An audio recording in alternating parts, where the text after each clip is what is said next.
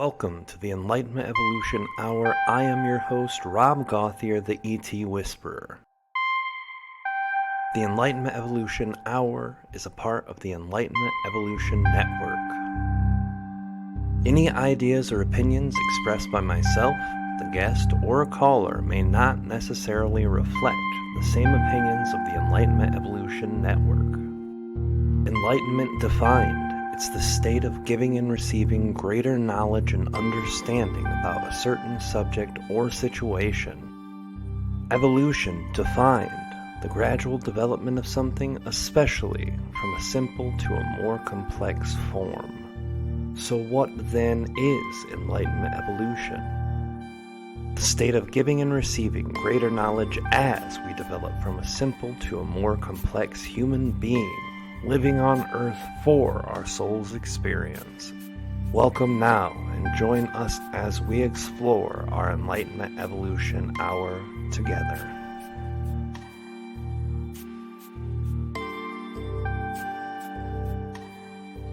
Hey everybody, this is Rob Gauthier, the ET Whisperer. Welcome to the Enlightenment Evolution Hour. Today we have a wonderful, very special guest. Jimmy Church from Fade to Black Radio is here with us live today, and we are going to have a chat with him in just a minute. But before, as you guys know, we have to do our announcements. The first thing I wanted to say was thank you to those of you who are putting in the effort, energy, the love, the support to us that makes this possible. So to all of our Patreon members, thank you for sponsoring the show. Thank you for being the driving force behind the availability to do this show. We love you guys. We appreciate all of the support that you give to us and to the show. Also, I wanted to bring a few items to light real quick as it comes to upcoming guests that are here. First of all, we've had a lot of great guests already this year, and we plan to have more. But some upcoming guests of note that you guys might want to know about will be Lee Harris, who will be here with us. We have Wendy Kennedy, who's going to be here with us.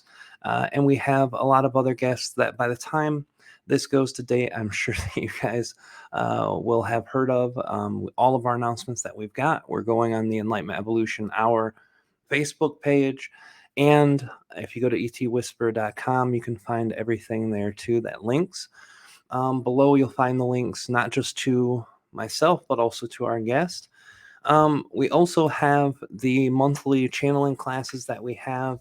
If you want to sign up, if you want to learn to channel, if you want to play around with channeling, if you just want to figure out how people learn how to channel, you can come to our class at the end of every month. If you want to join our Patreon and help support this show and also get special curated and specific content that is not ever made public, that stays with our community in Patreon, go to patreon.com/etwhisper. And if you want a personal session, you can always go to etwhisper.com/sessions and check that out. Our network is going to be gaining new access to new shows. One of those that was announced earlier is William Piper, one of the guests that we just had, who will be opening his show back to our network, Disclosure Now. And we've got a few other people, as well as Kalina, which is doing the Kalina's own show that she did previously on the network, which is the Earth Experience with Kalina Angel. And that's a place marker. She might move that around a little bit, as you guys know. She's been very exciting with her own comeback.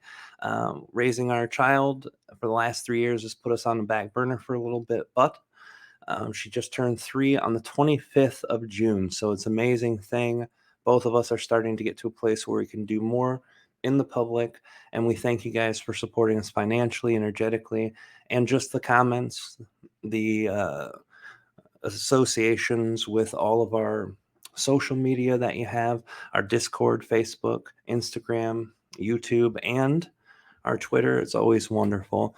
But enough about me. I want to tell you guys about the guest who's here today. Most of you have no need for an introduction. Jimmy Church has been part of our community for a long time. He's a radio, film, and television host for the Game Changer Network. He hosts Fade to Black show from the Game Changer Network. It's syndicated on KJCR, KUNX, iHeartRADIO, TSL, TuneIn and Spreaker. And from 2014 to 2020, he was a fill-in host for Coast to Coast AM with Premier Networks and iHeartRADIO. Jimmy doesn't just do radio. He does a lot of things involving film. He was on the History Channel with the UFO Files. He also is producer and co-star of the 2021 film, The Observers, and narrated the 2021 hit film, Extraordinary. This guy's got more more things that he's done in the last 10 years than a lot of people in our community put together, and we'll share all of that down in the description too, so you guys can have kind of a look, and we'll also point you to his social media, things like that. But enough about talking about the man. We're going to bring him in, and welcome, Jimmy. I appreciate you being here today, brother, very, very much. Rob, it is an honor and a privilege, my friend. This is awesome. I appreciate it more than you know. I was just on your show a couple weeks ago, and we had a blast. It was really fun getting to know you there. We got to talk about things we never talked really before about life, about the greater things, and I think it made a better show that time because it really gave us an opportunity to get to know each other, and that's what I want to do here too. Is get to know each other on that next level too. You know. How close are we going to get?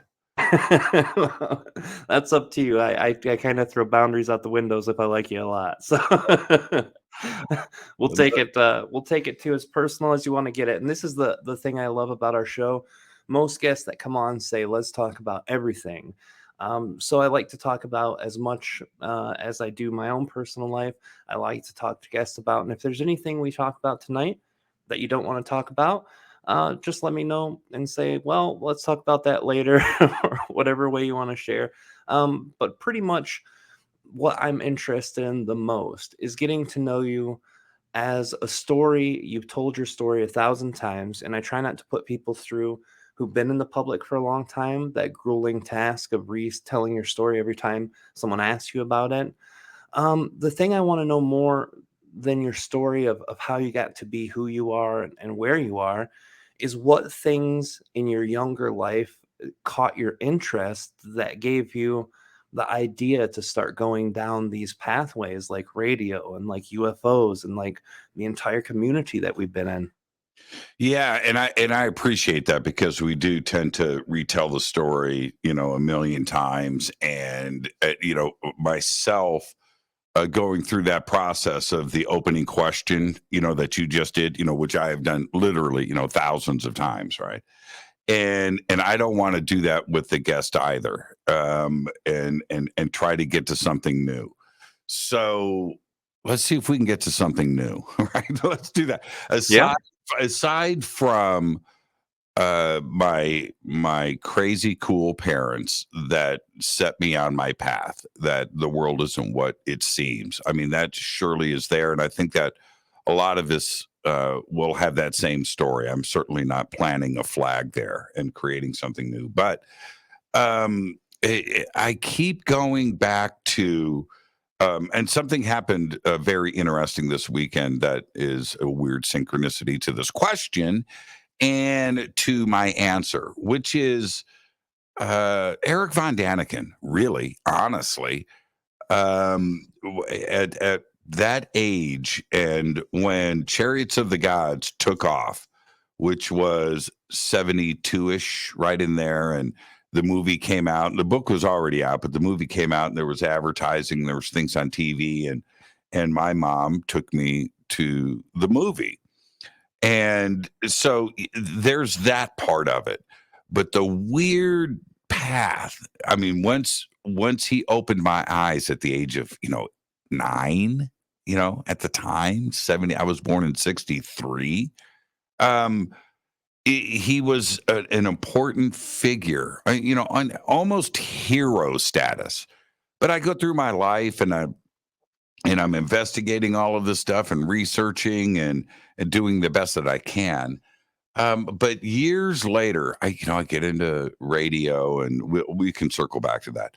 I get into radio and television, and Eric Von Daniken pops into my life, and what an honor, right?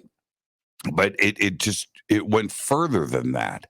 And when the 50th anniversary came out for Chariots of the Gods, we did a special event for him here in Los Angeles that I got to host.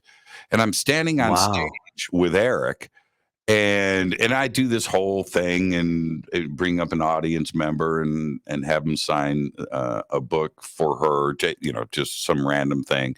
There was that, and I posted this picture up for the audience. There was probably 2,000 people there on the big screen of Eric and I and Giorgio and Jason Martell taking a selfie together.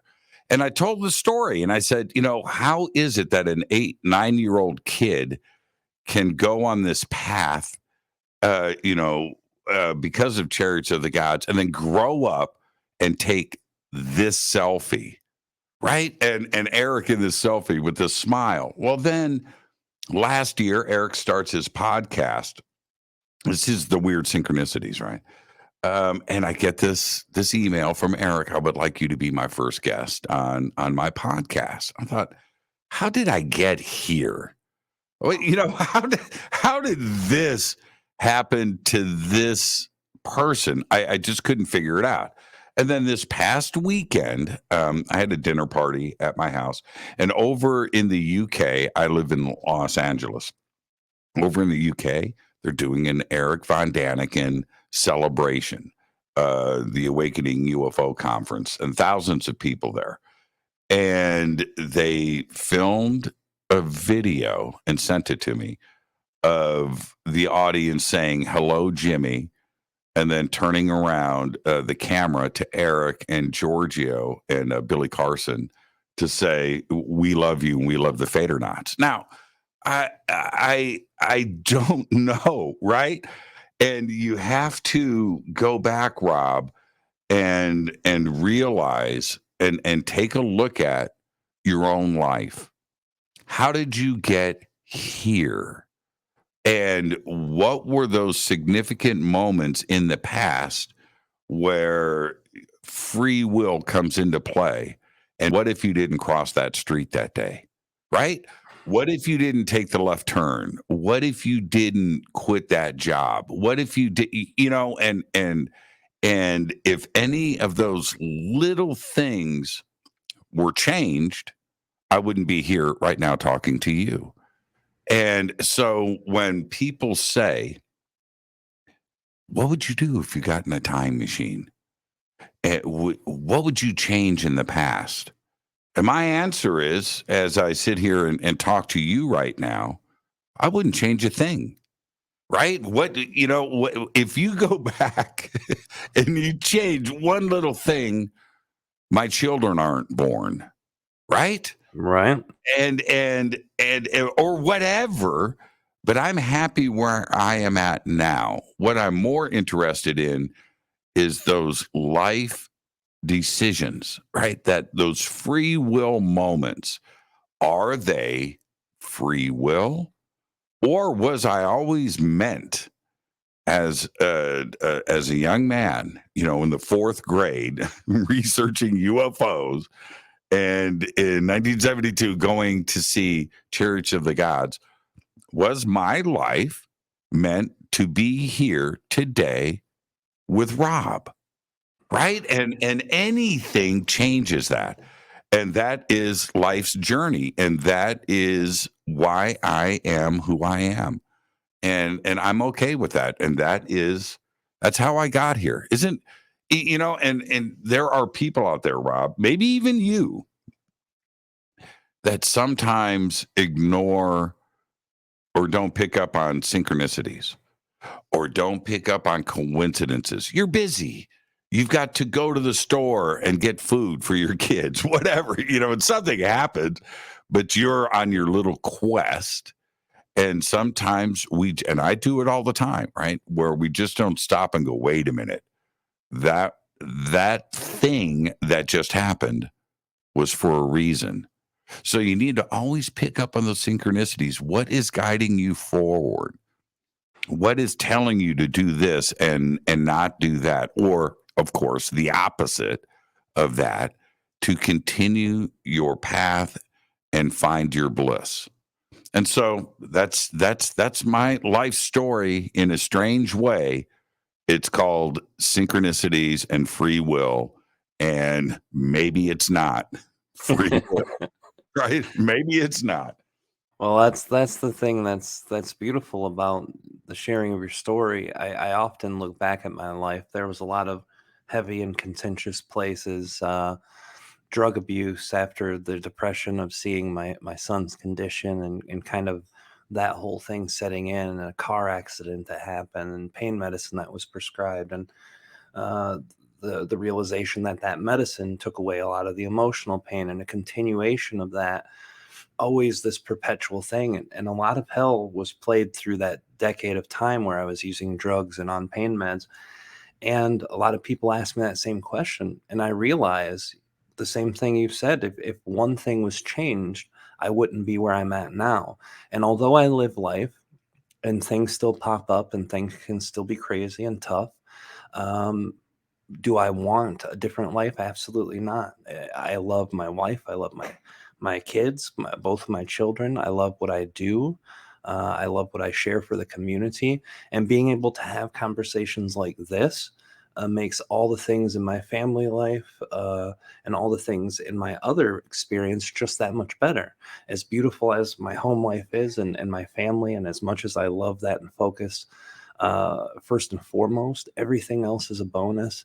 And what a greater place to be. And it's kind of surreal story that you shared too, the realization that you've created a place for yourself in the community that made you fall in love with that subject at first, and the realization. And I had a moment like that in 2015 and 2017.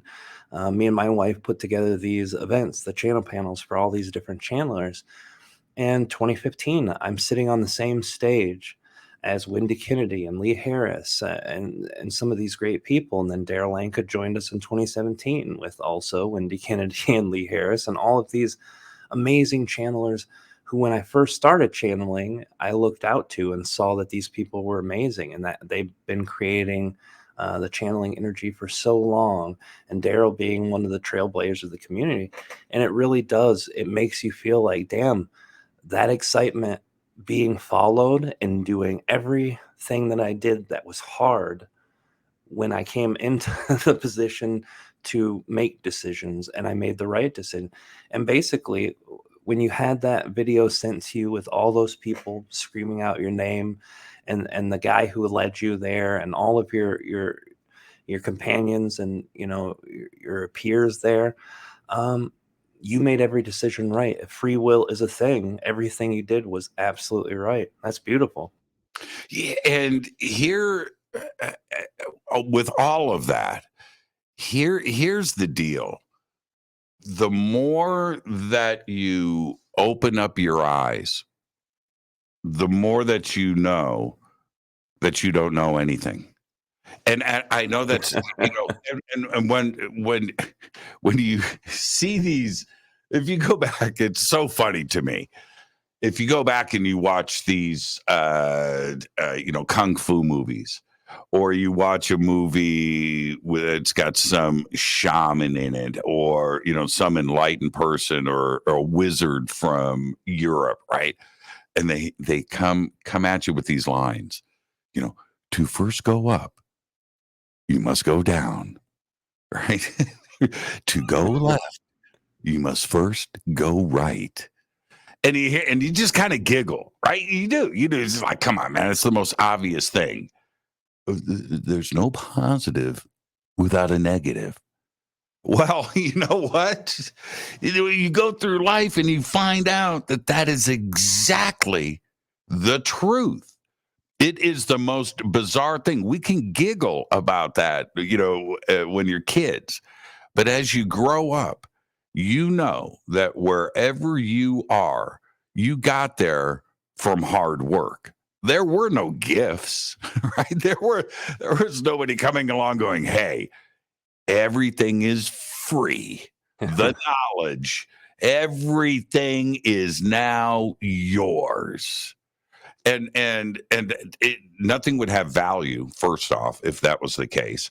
And when you put in the effort the negative, right? That energy, you're going to get something back in return. And it goes in so many directions. I love the whole pay it forward thing, because when that started, that's exactly what we're talking about, right? There's no positive without a negative. And the universe has a way of winking at you.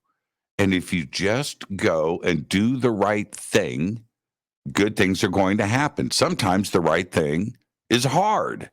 And I would always tell my kids, because I was given this advice when I was very young. And I'm not perfect, Rob. Oh, man. No, no. None of us are really, right? No. And I work on myself every day. Something little. I try to do something and hopefully become a better person. And that's true. You're right, of all of us. But I was told these words when I was very young. Always do the right thing. Always. You know the difference between right and wrong. And you know that the wrong thing is always the easier path, right? Not doing your homework. It's speeding in the carpool lane when you don't have any passenger, whatever. You know it's wrong. You know it is. The right thing is doing your homework or getting up and making sure you're not late to work. These are all, sometimes it takes a little bit of effort, but you know the difference between right and wrong. And if you always base your life on that, try, don't do the right thing, just try to do the right thing. Sometimes you can't, but always do the right thing. And in the end, you win. That's it. And so sometimes it's a lot of self-discipline. It really, really is. With my company, which obviously I've got Fade to Black. That's 4 nights a week. All right. That's live. So 4 nights a week, I am live on the air and I have a guest and I have an audience that is there waiting. I have no choice but to do the right thing, right? To do the right thing is to make sure I give the best shows that I can to the audience. But then there's the weekends where it's conferences, it's booking the show, it's websites, it's biographies, it's research, and then it's a TV show I've got to shoot or another movie that I've got to shoot. And then my weekend is gone. Monday rolls around and I've got the show to do again. Now, lead by example. Number one, always get everything done, do the right thing. But if I slack off, I don't hurt, well, I hurt the audience, but the damage is done to myself. So always do the right thing. And sometimes it's tough. It's hard. But if I could just instill that in my kids and then take that out to another level, and with everybody around you, and you're always doing the right thing, or you're always trying to be of service and try to help others, you are going to win in the end. And that's how I try. I don't do it all the time, but that's how I try to live my life. And I know that I'm happy, right? That I don't carry a whole lot of guilt, but that's how you do it, and that's how you move forward. And the little bit of and success is a weird way of looking at things, but if you finish making the shoes that you want to make, or building something, or raising your dog the right way, whatever it is, those little successes mean a lot, but they don't happen unless you put in the effort. And that's what I try to do. And I keep coming back to the same thing, right? Without any of that, I wouldn't be here right now talking to you. Right. And that's what it takes. It takes work. Always do the right thing. In the end, you're blessed. The universe will wink at you. I do agree with that, and I love that philosophy. And this is one of the subjects that's really hard for our community, at least my little corner of the community here in the Channel. And I know we talked about this on your show. I consider all of it our community, even though, like every community, it likes to divide itself into niches and whatnot. But our part of the metaphysical, new age, spiritual channeling community always says, what's exciting, do it. With your bliss, do it, follow it. But as a young lady who's going to be a guest on the show soon said, on one of her videos I just watched, following your excitement and only doing things that are fun are not the same thing. Those are not the same thing. Excitements are a part of the energy that makes it easy, but doing something that's right compared to doing something that's exciting are two different things, you know. Um, Doing drugs all day could be wonderful, but if it creates an issue with you living your life well or having your family's life be well, then it's not always worth it. Or doing something, you know, just not working all day or not doing anything all day could be fun for a while for some people, but eventually would be there. And I know, you know, from your generation and mine, we're separated. I was born in 1980, so we have a couple decades there that are between us, but we grew up in the same type of generation. Those from the silent era were our parents, and those people who had the work ethic really told us and instilled that well in us. And I know that children now have a different kind of thing happening with them. Um, so it's hard for a lot of parents, and I talked about this on one of my first shows on after coming back with my friend William, that there was some beliefs that were in that generation too that weren't always good, and we have to figure out that line for ourselves, for our family. There's a line that says do what you have to and do it all the time, and then there's a line that says do what's best for you and your family.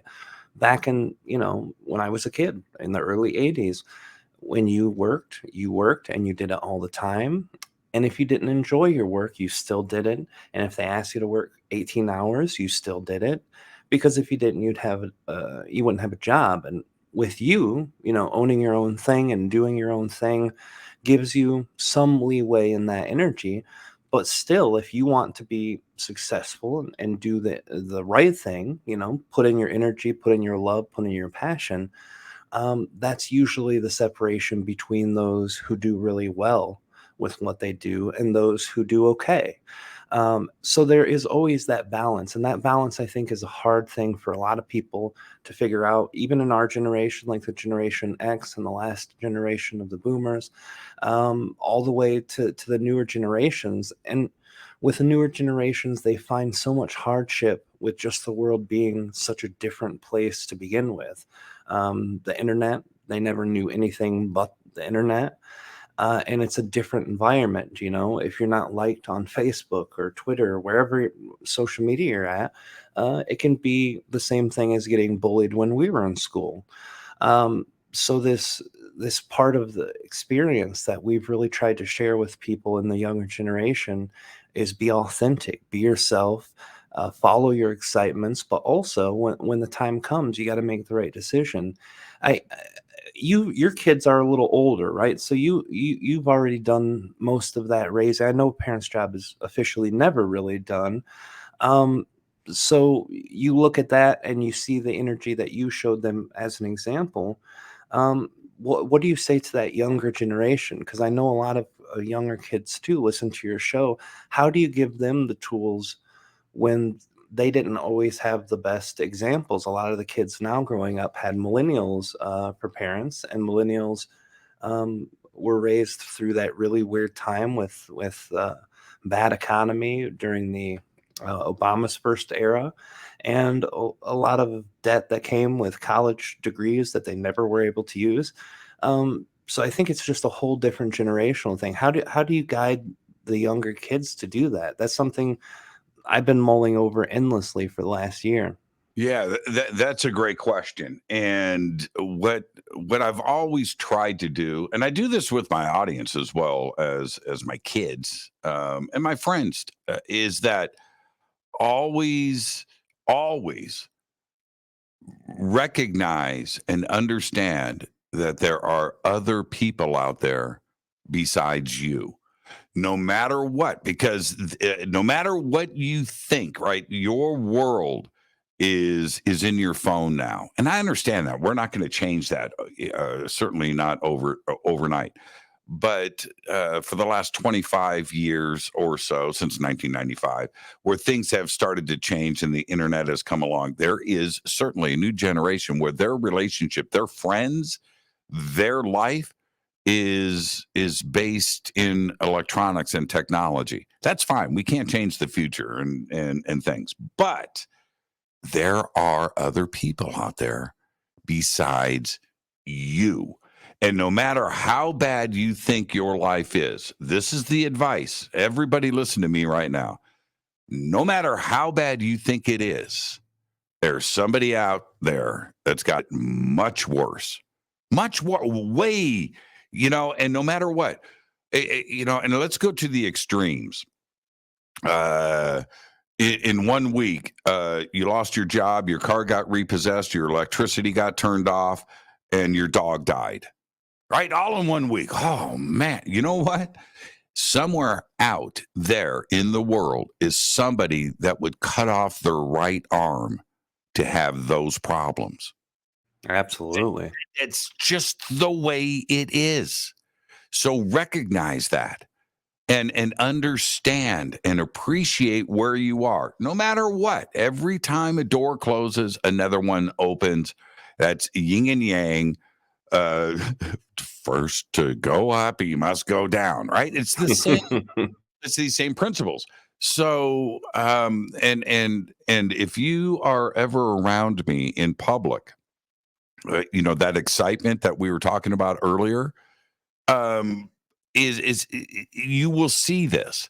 I was driving. This was the other day. It's 110 degrees. I live in the Mojave Desert, right? Just north of Los Angeles, and 110 degrees.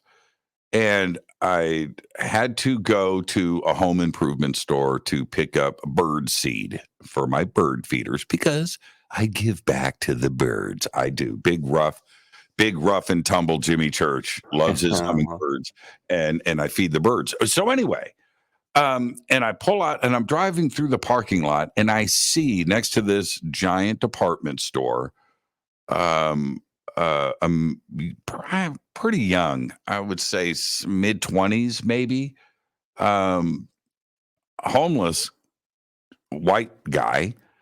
Actually, he was, well, okay, I'll leave that part there. But he had a dog in a shopping cart with all of his belongings. And then that was in the shopping cart. Next to the shopping cart, he's got another dog. It was like a pit bull on a leash. And he's standing there in this corner in the back of the store in the shade, and he's sweating and he's drinking a bottle of water. And I'm driving through the parking lot and I see him as I'm pulling up, and I just slow down and I'm thinking to myself, his whole world, his house is that shopping cart and those two dogs. Do those two dogs know that they're homeless? Probably not, right? Right. but they're there and it's their world. And I'm looking at him and I just pulled up and I stopped and I rolled down the window, freaked him out. And I'm like, hey, man. And he doesn't even know how to react. I said, come here. And he walks up and I go, how you doing? He goes, it's hot. I go, it is hot. Here. And I flipped him $20. And I said, just have a great day. I realize it's hot out here, but man, take care of your dogs, take care of yourself. And he didn't know how to react. And he took the money, he smiled, and he goes back to it. I'm getting a lump in my throat right now, sharing this story. Now, it's $20. right? It could have been my last $20, but no matter what, it's he would cut off his right arm to be in my Jeep, right? In the air conditioning. So he goes back to his dogs, and he had somebody say hello to him. When was the last time in his life that actually happened, where somebody recognized him, somebody saw him? He's standing on the side of this supermarket or this store with people driving by, looking away, trying to deny that this is part of our reality. You know what? That's how you change the world. And so driving away, Rob, that was my excitement. Mm. Yeah. I just thought that's man, right? And I drove away, feeling a little bit weird that I wish I could do more. But the little things in his life like that don't happen just happened. So maybe he got that little thing inside. You know what, man? I am somebody. Just say hello. Just say hello. Let them know. And that's it. And that's my little bit of excitement. And that's what I've tried to instill in my kids. And if you're ever around me in public, you're probably going to see that go down. And that's my excitement, and that's part of my bliss. But if we all did that, if we all did it, this world would change overnight. It would, absolutely. And it's something, too, that it's a sad thought that people deny this person's humanity because they're trying to hide from a part of their own reality that does exist. And, I know a lot of people have said, well, I don't know who's scamming. I don't know who's using drugs. I see these videos of people panhandling and this, so I don't approach people who are And homeless. why does that matter? Right. When somebody says that, Rob, and this is your show, you're the host. I just cut you off at the knees. But let me say this: You're all right.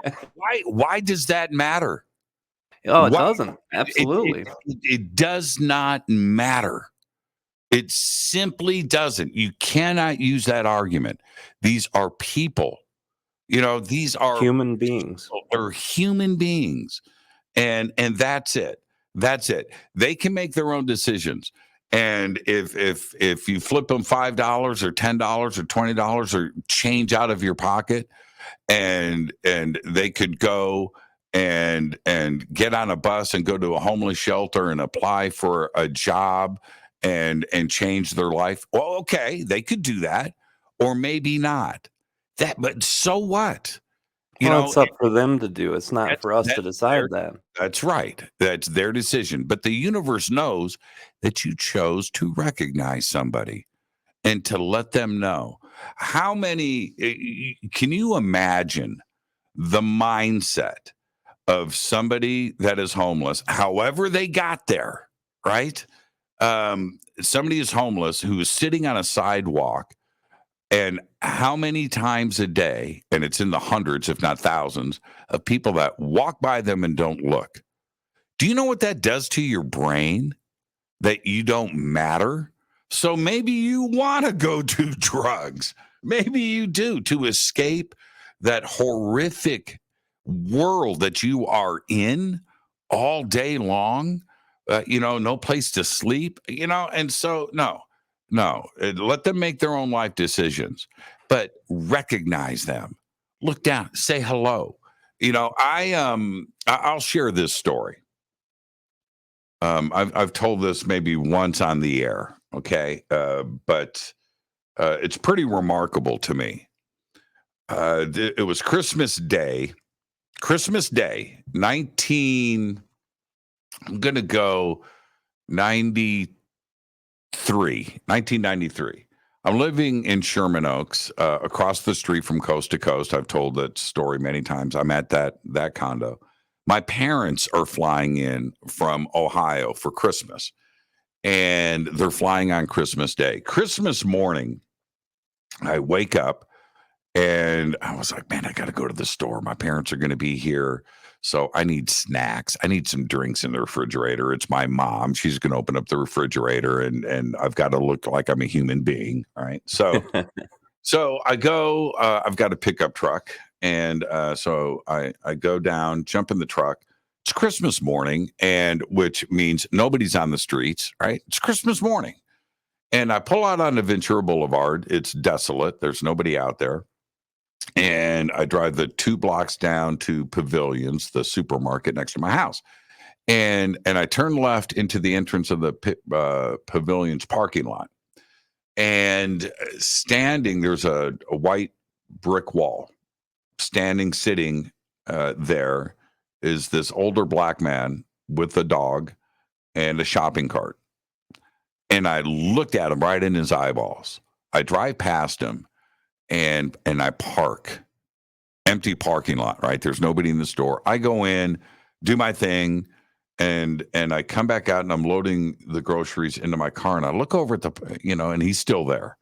So I reach in my pocket, I take out a $20 bill and I fold it up and I get into my truck and I pull out of the parking lot.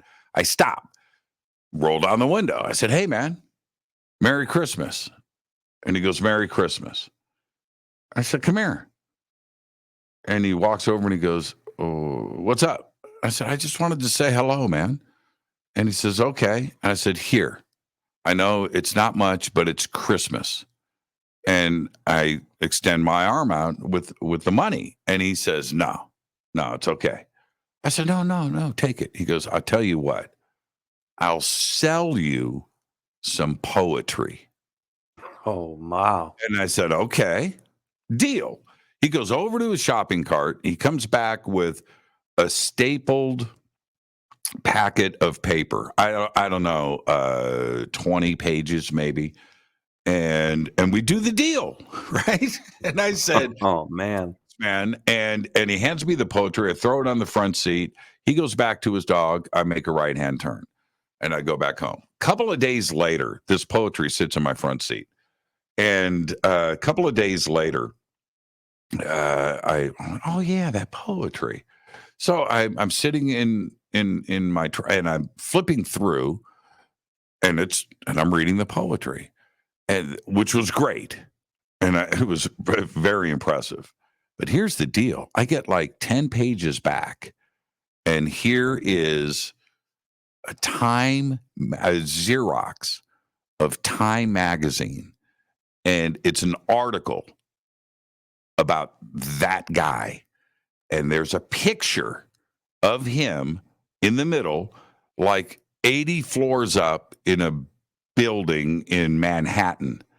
He's got the tweed jacket on with the elbow patches, sitting on his desk with this totally majestic photograph of this poet in his office. And I'm reading, I'm like, what? Wait a minute here.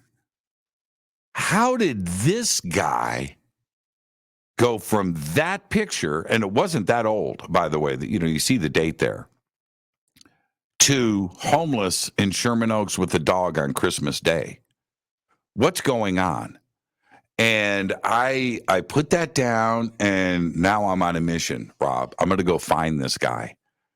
And I drove up and down for months, looking for him. I never saw him again. Oh, man. I never found him. And I just wanted to first off, I wanted to find him to say hello again. How you doing? But, was there something there? Did we meet for a reason? Right? What's going on here? It's like a Carlos Castaneda book, and Don Juan. Who is this guy alone on the streets on Christmas Day that I meet by chance? Or is it? And is this something that I need to take a look at myself and how I treat others? And what if I just drove by him? What if I never said anything? What if I just pulled in and out of that parking lot like everybody else does, and I didn't stop, and I didn't take the opportunity to say hello and for him to come up and shake my hand. I'll never forget it. When I said bye and we actually said goodbye to each other, I felt this strangeness, this weirdness, and had I not, what if I done what I might have done, and most people threw that pad of paper away? What if I never opened it, right? And just ignored. You can't do that. And it was a trippy thing, and I never saw him again.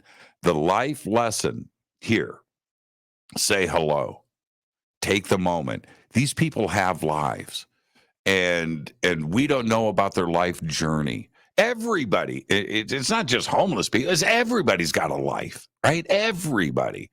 And just try to take a moment to extend out from your singular self, your little world, your little bubble.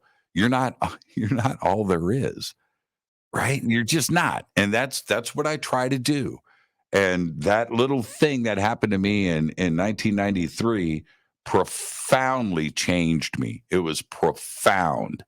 I can't put it into words, but that is part of my life's journey and why I am here, and I wouldn't change any of it. That's amazing story too. To have a synchronicity lead you and a free will decision, an interest in seeing another human as a human. I I've always had a different perspective on these types of things. I was fortunate enough to have a good dad and a good mom who taught me to be kind to others, and to look for the humanity. Even though they were Christians, would always, even the Muslim family that moved in, be kind to them, talk to them. They're from out of country, they don't have friends, blah blah blah. So always that, but also my drug using experience. When I went from, running out of doctors that would fill my prescriptions because I would fill them a week or 2 weeks early and continue down that roller coaster, I would end up into houses where they would sell drugs with gangsters and people shooting up heroin and really, really deep and dark stuff that you would see. I remember one time having to get a kid, a random 2-year-old that was in this drug den, whose family probably lived there or just had been crashing there because the parents were too busy doing cocaine in the bedroom. So Mhm. I had to go feed this kid a sandwich, right? And I remember a lot of these people who I had met in these places. And one of them I got to know because he was always there. Every time I went to get drugs, he was there using and doing it. And after I'd gotten clean, I bumped into him about a year after, and he was clean. And I was like, man, that's so great. And we talked for a while I was shopping. He walked with me while I was getting my groceries. And he told me a story about why he had gone into drugs. He had lost one of his children at a young age from a very weird, out of the world heart issue. And that's what caused him to go down into the path of drugs. So you always, when you said something, that people have it worse than you, or that everyone's human. Um, I think one of the greatest humilities I've had is looking at my son while he, can't talk, he can't walk, not able to do anything on his own, and when you see the world through the lens of, oh my God, everything's happening to me bad, you have this kid who has nothing. Any human who would have to take his place would probably say, just kill me. I can't do this. I can't, to live life without my functions. You hear it all the time. People say, if I lost my arm, if I lost my leg, but imagine if you lost everything, your ability to speak, your ability to move on your own, to use the bathroom, to eat yourself, all of that. And this kid who is 100% dependent on everyone else is the happiest human being I've ever met in my life. Smile on his face for the most simple things, the taste of food, the sound of music, the touch on the face. So it gave me a different perspective, and it always kept me away from trying to have that victimization mindset that everything bad is always happening to me, because things bad were happening to me. And retrospectively, the reason they were is because I was hooked on drugs and doing that for that long. So it was a really intensive experience and one that taught me about myself. And it's a good lesson to learn. And I appreciate you sharing those stories too. It's very impactful. I want to ask you to, I want to switch gears a little bit and go into some of the work that you're doing as a producer in film. What led you from going into the radio into doing that? What excitement kind of sparked that?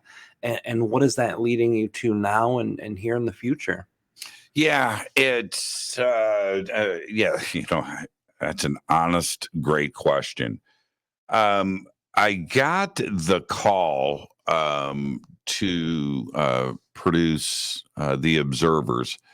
And it was a strange thing for me in that I get the normal request, every day we're doing a film, we're doing this, and we want you to do, we're doing TV, we would like to do, and everybody's in this very narrow thing when it comes to who I am. They only want me for one thing, right?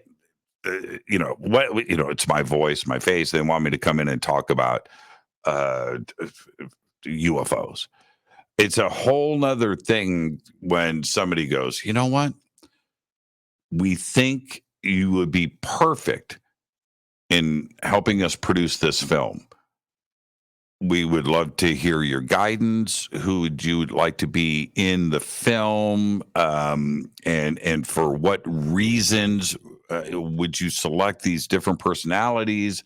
And certainly the guidance on the direction of the film. And you get that kind of request, and it makes you feel pretty good because we all feel like we're not appreciated for some of the things that we might be able to do.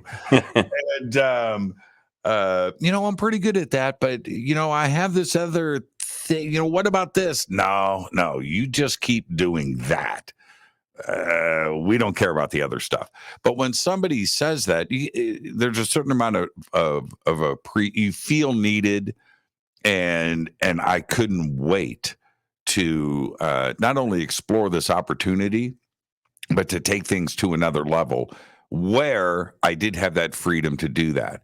So I've never produced a film, but it's not any different than in most instances of producing a record or producing a radio show or writing a book or anything like that. You're producing. So I had those tools, but I was very excited to be able to go in and have the freedom to do things, knowing that the film company, one of the biggest, right, and the director of the film, or there was a mutual respect there, but they were going to do what I was suggesting. And that's a pretty good feeling. And so having that freedom of expression where you've got a blank canvas in front of you, and you have a support team around you. I certainly didn't make these films by myself, but you have a support team around you where you can go and start painting. It's a hugely rewarding experience. But I'll say this: producing films is tough. It's a tough business. It's a tough world, and there are high expectations on not only what I can bring to the table, but there's high expectations from the film company, from the audience, and all of the crazy details that are involved, from the talent to editing to direction to animation and graphics, music, sound. All of that has to go into the making of a film. So much minutia and detail that I now have a greater appreciation for what producers do and how much time it takes up, because it's a crazy thing. But in the end, once the film is done, you get the red carpet, you have the premiere, and you're able to look at the director and the executive producer and music and the talent, go, you know what, we did this. We got this thing done.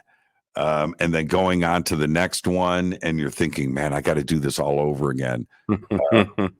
Daunting, but it's great. And I think that everybody goes through what I went through.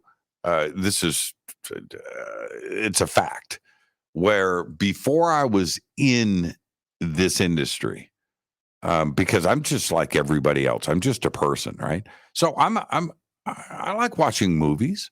I like watching documentaries. I like watching TV shows, of course, right? We all do.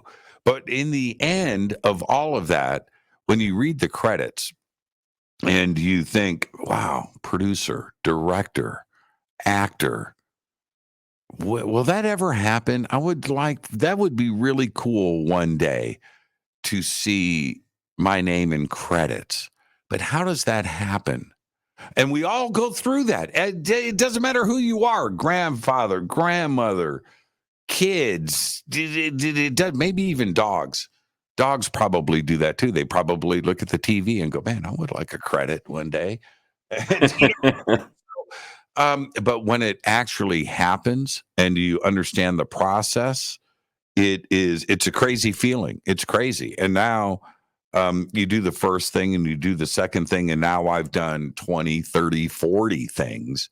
And I go back and I look at that body of work, and it's a trip for me to just sit back and go, how did that happen? That's right. I did that. I did this. And then one year turns into the next. And then you're able to just sit back and go, wow, okay, this stuff is here forever. It's here for future generations. I'm proud of it. And in the future, there's somebody out there that is going to be looking at the credits and thinking the same thing. And that's the trippy part for me, Rob. I know it sounds strange. I have never watched anything that I've ever done. I've never listened to an episode of Coast to Coast. I never have. I've never gone back and listened to an episode of Fade to Black. I haven't done it. I've written forwards to authors' books and things. I haven't gone back and read what I wrote. I just keep moving on to the next thing, and waking up the next day and getting stuff done. But I know it's there, and somebody is going to go through the same experiences that I have, which is read the forward to the book and go, who's this Jimmy Church guy? Wow, that's cool. He wrote the forward to this book. I wonder how that happened. Because I did the same thing. I'm just a human being. It's a really, I keep saying the word trippy because it is. It's trippy, man. It's trippy. I'm living exactly what I want to do, and I've found my bliss. And here's the thing, before we move on to the next question, I'm going to tell you a little secret, and it's the truth. The last thing I do before I crawl in bed, I do my little Om. And really? Yeah, I pinch my, nobody taught me this. This is something I just feel compelled to do. But so middle finger on my thumb on both hands, right? And I go, and then I say out loud, thank you. That's what I do. That's then powerful. But I wake up in the morning, right? I do. And I get up early and I get up, stand up, and I do it right as I wake up in the morning. Thank you. Thank you. Thank you. Just thank you. And that's it. I just put that out to the universe. Don't think I don't recognize, universe. Thank you. Just thank you. And give me some challenges to overcome today. Give me some challenges. And there are no problems. Everything's just a challenge. Just go out there and fix it, and wait for the right. You put in the work, you fix it, and then later you'll get your little reward, whatever it is, that little piece of satisfaction. Well, it's powerful to express things. I think that's something as humans we don't do enough. It's something that my son taught me to do to be grateful for the things that I do have, and not complain about the stuff that I don't, and just work towards opening those doors, whether it's energetically with the positive thoughts, or putting in the actions. Some things you just don't know how to get to, so you just think about them until something happens or until that door opens, but you have to really work for that too, you know? Yeah, let me jump in there for a second, because you said something earlier that I want to go back and comment on. When you're talking about your son, right? And without the abilities to do things, and how other people would go, man, I don't know what I would do if I didn't have my right arm, right? I don't. Well, you know what? That's because you got a chance to use your right arm, or you had a chance to use your eyes. Well, if I was blind, I don't know what I would do. Well, you know what? Somebody that's blind doesn't know. And so, and somebody that doesn't have these abilities, well, they don't miss it because they've never experienced it. You know what? Their joy, their happiness comes from a level of something that you'll never experience. Mm. That's it. And so absolutely, those things that, gets a smile on your son's face, they've got a joy exploding inside of them through their own experience, and they are happy. Would we? Of course. Giving somebody the ability to walk that's never been able to walk or whatever, that's a great thing. But no, that's based on our own experiences.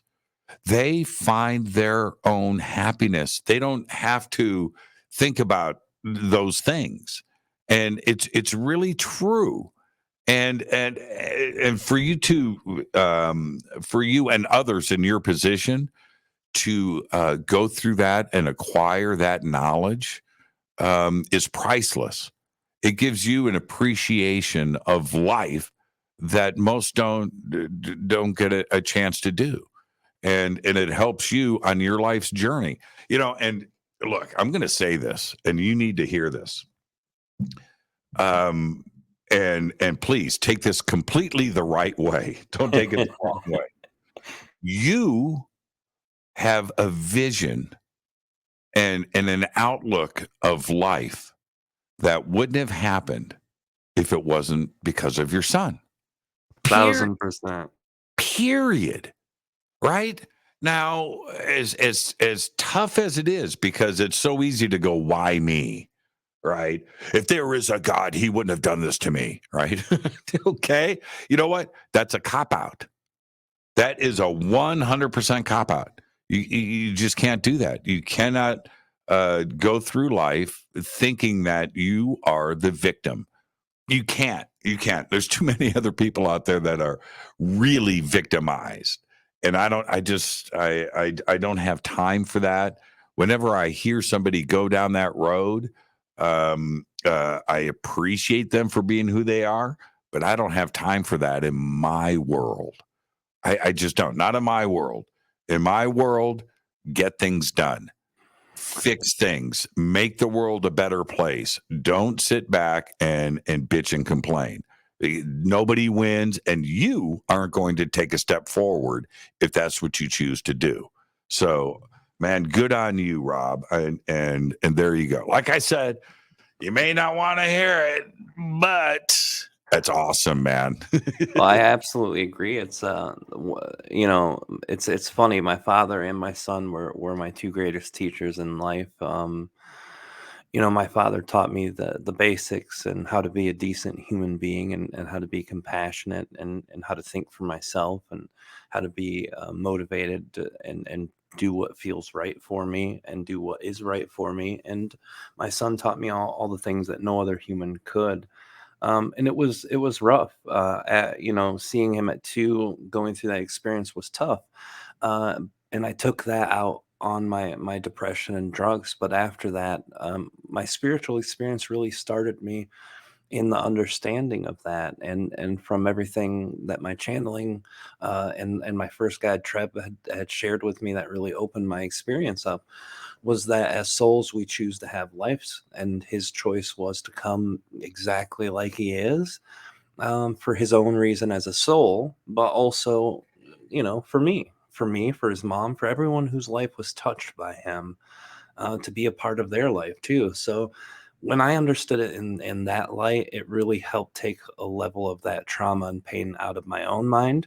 And being taught even well before my spiritual journey, that a kid going through this who has joy and passion unlike any human I've ever met for the best and the most simple things in life, it really shifted my energy away from feeling bad about his experience for him because he was happy, because he enjoyed life. Why would you feel sorry for someone who's always happy? You know what I mean? That's the thing that we want for everyone we love, right? That's exactly it. And here's where I'm going to segue into aliens and ET because it relates. And it's this: when ET, which visits this planet every single day, multiple different species from different planets and things.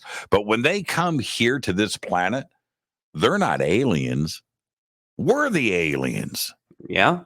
We are ET. If you watch an episode of Star Trek and they're pulling up to planet XYZ123B, never explored, and they pull up, oh, there is life on this planet. Oh, extraterrestrials. Let's go check it out. Right? We're checking out ET. It's the same thing when ET is here. Checking Now, us out. checking us out. So, whether it's Captain Pike or Captain Kirk, right? And they go down and just imagine if they encountered versions of us, self-centered, egocentric, non-giving dicks. Right? Right? Yeah, that explains humans pretty well. Now, would Captain Pike, would Captain Kirk be impressed? Would they want to hang out? Would they want to share information with them? Would they want to help them grow? No, they're going to go, dude, this place sucks, man. Let's go to the next planet. It's the same thing here. So ET comes down. Who do they bump into? Hopefully, they're going to bump into somebody like you, right? But probably not, right? And so we need to do our best to make sure that we are giving them the best of us, right? Yes. That we are representing ourselves correctly, that we do care, that we do give, that we do help others, that we do look at our own personal growth, that we are interested in knowledge and the expansion of consciousness and taking care of our beautiful blue gem of a planet, because this place is wonderful, and that we are concerned with all of that. Or are we going to show ET it's like what we're doing now? We're going to burn this sucker down, right? we're gonna blast it into nothingness. We're going to kill each other. We're going to do that. We're going to be mean, and we're not going to have concern. None of that, right? What is it that we want ET to see? Well, as Earthlings, because that's what we are. We're all Earthlings. That's it. And I know it's such a fundamental thing to say, but so many don't get it. That this is one planet, right? That's it. We are one species. We're Homo sapien sapien. That's it. It's not, we all have the same blood, right? That's it. And that's what we need to show ET. And hopefully when they come and explore, that they do bump into a Richard Dolan or a Rob Gauthier, or they bump into a Jimmy Church, and they go, oh, okay, yeah, this place is pretty cool. Okay, we can hang here for a little bit. We've got more to explore, but we're going to extend our vacation time here a little bit because this is a pretty interesting place. I hope that their first experience isn't Ukraine, right? Or you know what I mean? Some crazy moment that we seem to venture into over and over again Yeah, which is perpetually. war. Yeah, perpetually, which is war and killing. And I never I think that we all go through phases, Rob, where I'm specifically talking about men, okay, boys, where you play army, or you want your first BB gun, or you have an appreciation suddenly for a tank and what it looks like, and it's got this cool element and the uniforms, and it spills over to something like, Star Wars, right? And things. But we grow out of it. Some stay in it, but it's weird to me now how I look at weapons of destruction, and it's weird. It's something that I don't have an appreciation for, and in a weird way, it's a necessity. How do we get to a point on this planet that we have to have these things in the military and the Navy and Marines and Army and Air Force and the Coast Guard, because the other guy has the same thing? And if we don't have that, they're going to come in and take what we have. What kind of existence is that? It's Yeah. just like, wait a minute. Now, if we went to another planet, and that's what we not only saw, but saw in ourselves, like, that's where we were in 1940.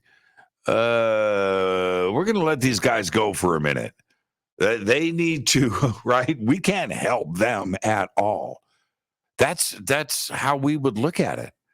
Just imagine how tiny of a mind we would think that ET race has. Oh, they're still killing each other. They're still having wars over borders or religions or ideals, right? And that they still look at themselves as being different, and so they want to kill each other. They Wait a see minute. us as children. That's us. That's us. And I think that everybody would say, no, why would we be interested in interaction with a race like that? Ah, man, that's just messed up. Well, you know what? That's where we are. It's crazy. We're still children on a galactic scale, and that's the one thing our part of the community is always talking about: first contact, physically, and have the ships come down. And but we can't do that as a society until we grow up, until we stop being children and beating each other up for stealing each other's toys or whatever stupid thing we've got going on. But personally, something that I've seen is, with all the beings that we've communicated with through channeling and all of the insight that the oldest teachers taught us, those who used to hang out with the ETs in India, and the lessons that they learned was, we have to do the work ourselves personally. And like you said, if everybody decided to do what's best for everyone else and saw that there was other people besides their own little world, it would change overnight. So it's not something that's impossible or out of reach. It's actually very achievable. It just has to be a critical mass that does it, not just handfuls of people. And unfortunately, from the perspective I've seen, even though there are more good-hearted people now in the world than there were when I was a younger kid, more open-minded people, there are still the majority of people who fall into the narratives of, you know, I've seen people shift gears from, if one life is lost, then it's worth going through all these things with a pandemic, and the same group of people were yelling, "Hey, let's go to Ukraine and kill Russians." And how do we allow ourselves to just go through these mental exercises that, for the most part, cause damage to the personal person and to the collective? It's disheartening a little bit, but then you realize it's also something we have to do as a part of our evolution. The races that came down to visit, that looked at us and said they're not ready yet, and they know that because they probably went through something, if not as destructive or as 100%. horrific, they went through something. And the evolutionary process has to be similar with any life that starts anywhere. You have to go through growth and knowledge and all the experiences, and whether it's comedy, tragedy, music, mathematics.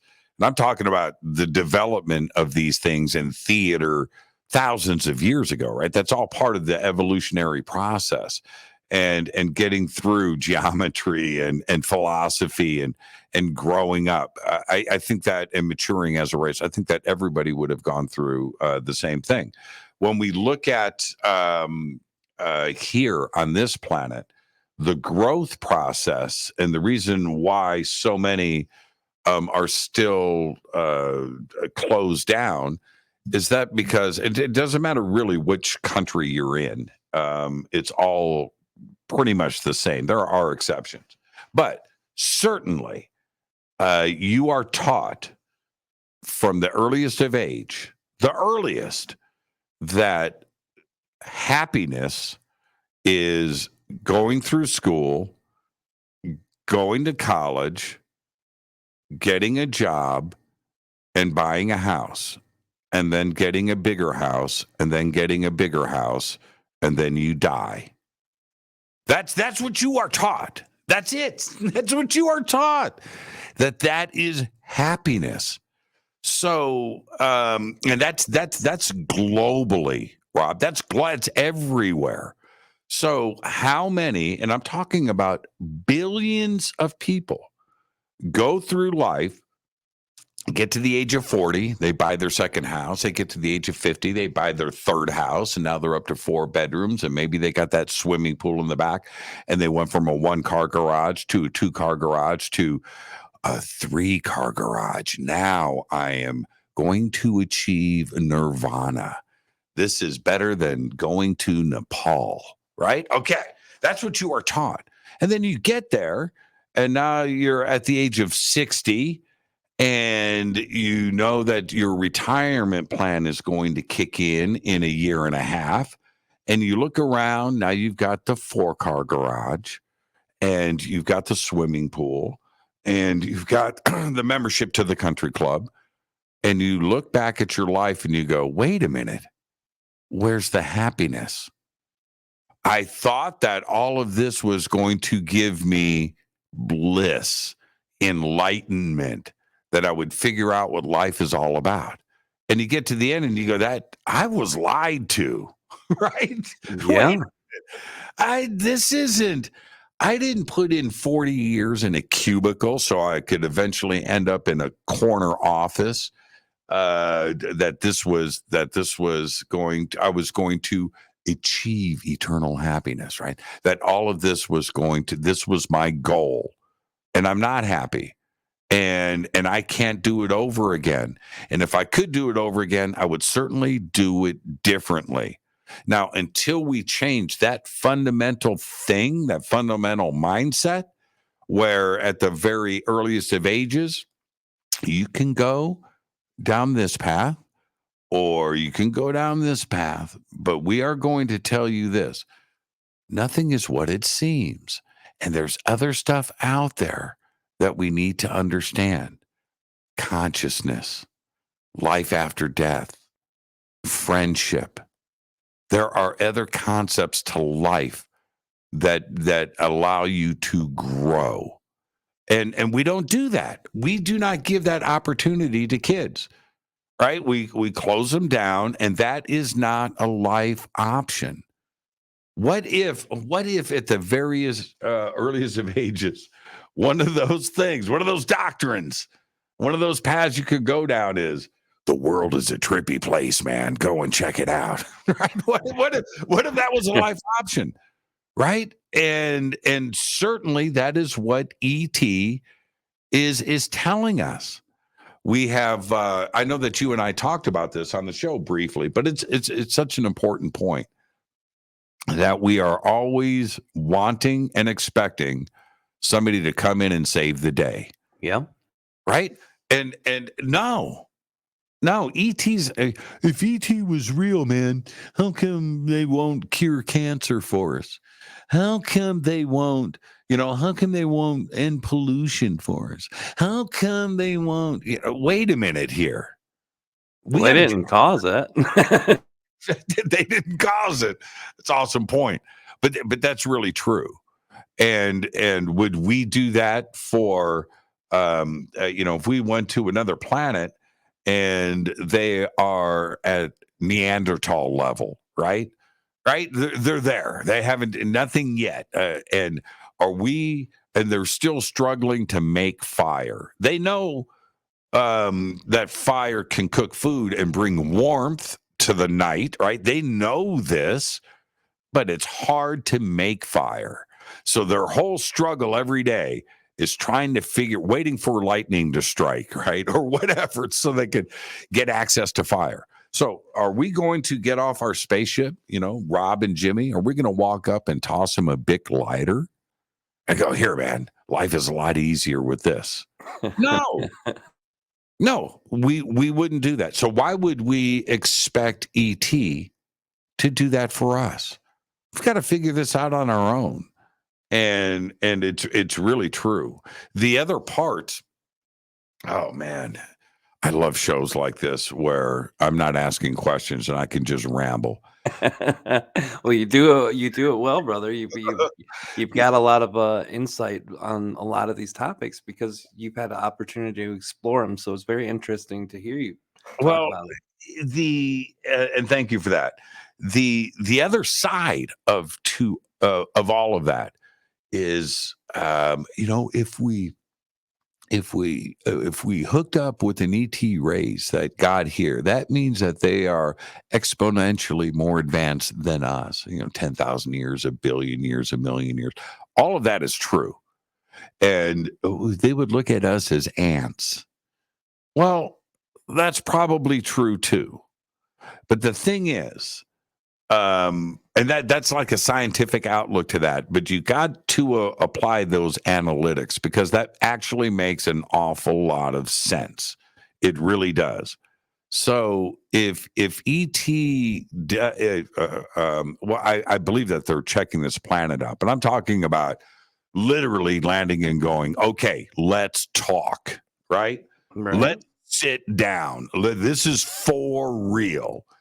Mothership, above New York City, Wichita, Dallas, Moscow, doesn't matter. Like the real situation presents itself.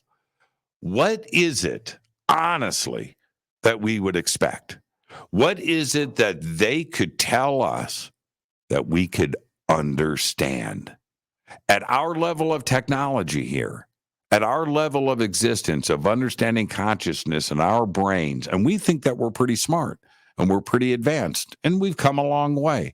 But what is it that they could tell us that we would understand? What? Nothing. Probably absolutely zilch. We wouldn't have, in the same concept to that. It's not a depressing statement. It's not at all. You have to look at it like this. Rob, when was the last time, and don't say, just be honest with me. When was the last time you went to a fast food restaurant and drove through the drive-through? A couple weeks ago, probably 3-4 weeks ago. All right. Perfect answer, my friend. What did you order? A bunch of late night tacos. I was up till 3 a.m, so Taco Bell. That's the best answer you could have gave right there. Because if you 200 years ago told somebody that you got up at 3 a.m. and drove your car to a restaurant and you got tacos and drove home and ate hot tacos in bed at 3 a.m., they wouldn't understand. They would have no clue. That would be some black magic voodoo shit. Think about that. But you did it 2 weeks ago because it was easy. And you could not explain the concept of cars, of a drive-through, of a speaker that you're talking into. Oh, man. Maybe you used your GPS to find that Taco Bell, the one that was open at 3 a.m., right? Explain that concept to somebody. They Try would explaining have cash exchange for services. you used a credit card, right? So it's the same idea. So what is it that so how did you get here, man? What's your propulsion system? We don't have propulsion. What? No. We do it because it's easy. We just want to do it. What? Yeah. Wait, what? And well, yeah, see, we use our mind to connect to a dark energy, and then that perpetuates into our craft, and the skin on the craft, the paint takes us there. What? It's easy. We just paint the ship different colors. What? Now, granted, I'm just making this up, right? I'm just, but it would be something like that, where it would be way beyond our technology, way beyond because our mindset, the way that we look at the world today, is an understanding of our technology. So if you go back to 200 years ago, they are trying to think of, how would I get a wagon to go 10 miles and back to my house in 30 minutes with hot food? Wait a minute. No, they wouldn't have a way to apply it through that technology of that moment, right? So here we are in 2022 with the internet and electricity and whatever, nuclear fusion and this world, we would, no matter what ET said to us, we could only apply with what we know now. And that's it. So what is it that ET could tell us? I don't know. With channeling, and I know you and I have talked about this, but with channeling, I really believe that is an example of how communication happens across these vast distances of the universe and our own Milky Way in real time. But we don't know how it's done. We don't. We No. absolutely do not. Is it entanglement? How can this happen in real time? I know that it does happen. I don't have a concept of that. And there has to be communication that goes down between the stars, between planets, that in our understanding is in light years. It's how we measure distances, and how far light travels over a certain set of time. And we look at the universe today, and it's 95 billion light years across. 95 billion light years. That's billion, not million, billion. That is a ginormous distance, but that's only the observable universe. We don't know what's on the other side of that, right? Well, in that concept of 95 billion light years, you cannot wait a billion years for a radio signal to come back. A billion years. You're yelling help. You're not, help. Earthlings are shooting us. You're not going to wait a billion years for the answer to come back. Okay, we're sending the cavalry, right? Not very helpful. No, that would have to happen instantaneously. And we don't have a concept of that. And our concept is so skewed in that Alpha Centauri, Proxima, it's 4.5 light years away. It's the closest star system to our own star system and our own sun. 4.5 light years away. And that's close. Yeah, that's next door neighbor. That's our next door neighbor, right? But in that same concept, we're talking about years, 4.5 light years away. How far have we humans gone from our own planet? How far? How far? We've Light gone minutes or light hours tops. eight light minutes, right? 8. That's to the sun. Oh, wow. How many light minutes to the moon? Yeah, 6 it's seconds. seconds. 6 Yeah. seconds. That's how far we've gone from planet Earth, right? And to the equivalent of, we've gone to the end of the driveway to check the mail in the mailbox. That's how far we've left the planet. That's We it. Yeah. haven't done anything yet. So, what is it that ET could really tell us that we could apply to our own technology and where we are today that we would understand? What would they tell us? 2 + 2 = 4. Okay, we get that. All right. That's how far we've gone. I mean, that's it. That's it. The other gift, though, and I know we're at the end of this, but here's the other gift, and the power of the brain is extraordinary. So with dogs or primates or birds or whatever, are they contemplating the very small? Are they thinking about atoms? Right? Are they thinking about string theory? Right? Are they thinking about the biggest of the big? Right? The edge of the universe and what is out there? I don't know, but I'm going to say probably not. But we do have those gifts. You discuss some of the most wonderful, beautiful ideas and concepts and theories of everything, which is our brains and our consciousness and communication, right? That's an extraordinary thing. And we have been given that gift to ponder, to wonder, and to question, right? That's our gift. And that's what we need to concentrate on.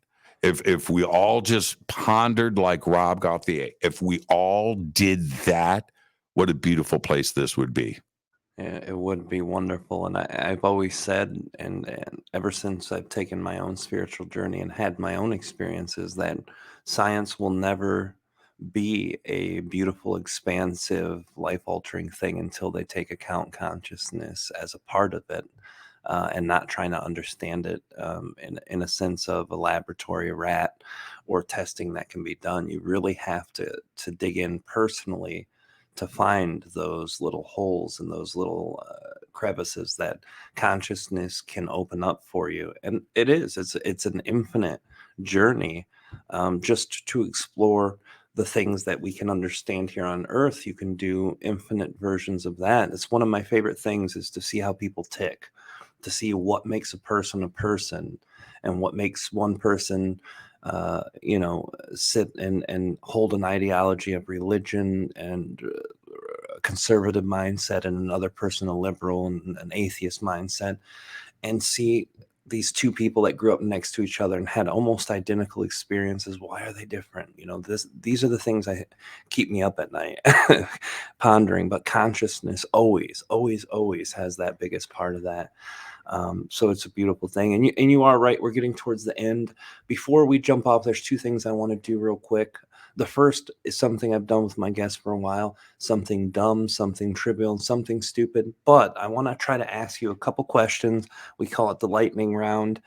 Questions that you never had asked before, or if you did, probably with your amount of communicating that you do with people on a regular basis, seeing that you have a radio show, you might have been asked all of these, but we'll try to get to know you a little better.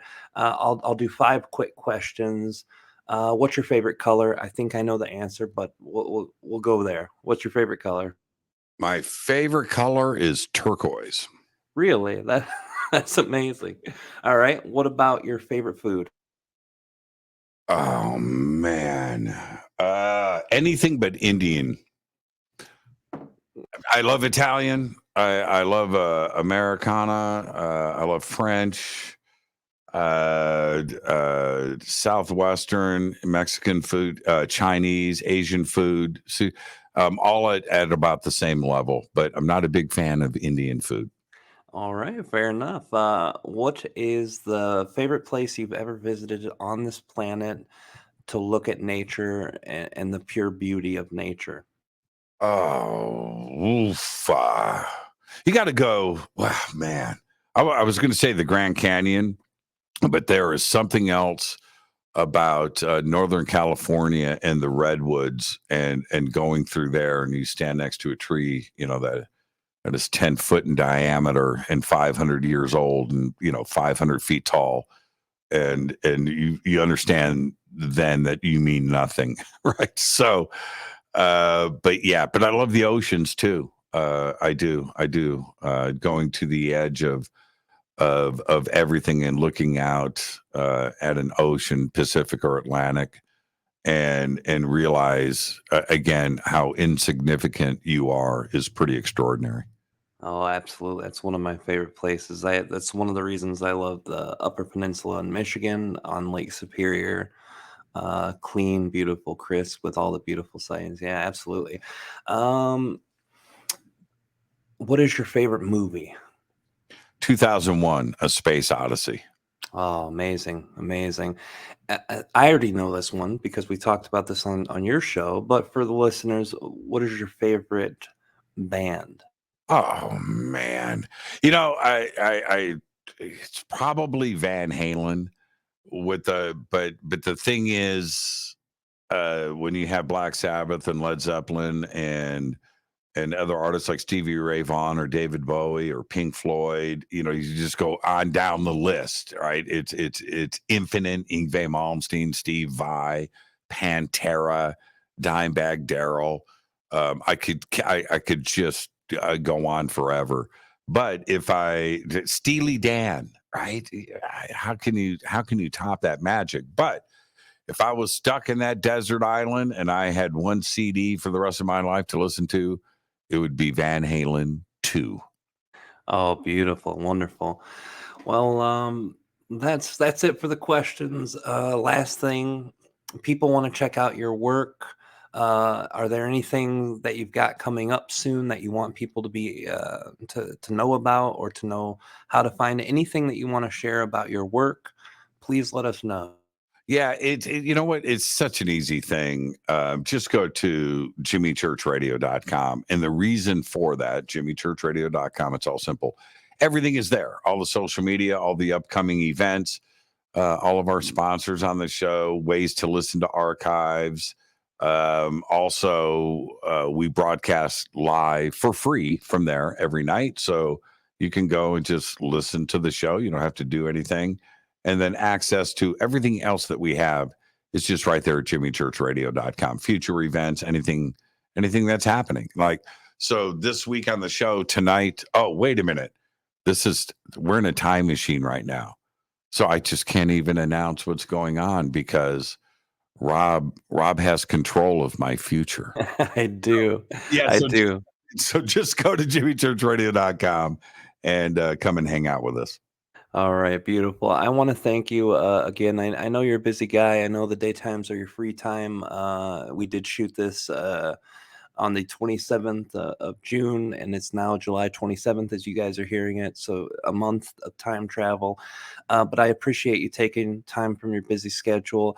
I also appreciate you speaking about the things that part of our UFO community, part of our disclosure community doesn't always appreciate. The channeling is a little woo-woo for a lot of people. And that's why I love the show I did with you, and I appreciate you talking and sharing about these things here.